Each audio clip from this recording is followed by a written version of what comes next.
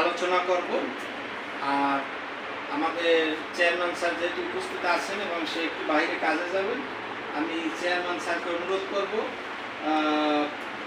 একটু বক্তৃতার মাধ্যমে প্রোগ্রামটা শেষ করার জন্য।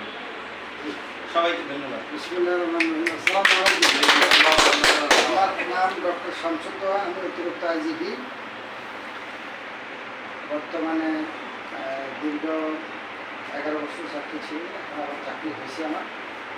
চাকরির ফাঁকে আমি এই ব্যবসা প্রতিষ্ঠানের সাথে সম্পৃক্ত হয়েছি। আপনারা এই ব্যবসার সাথে সম্পৃক্ত যারা আছেন, আমি মনে করি দিস ইজ মাই অ্যাজাম্পশন যে আপনারা একটা ভালো কিছু করতে পারবেন, এটা আমার আশা।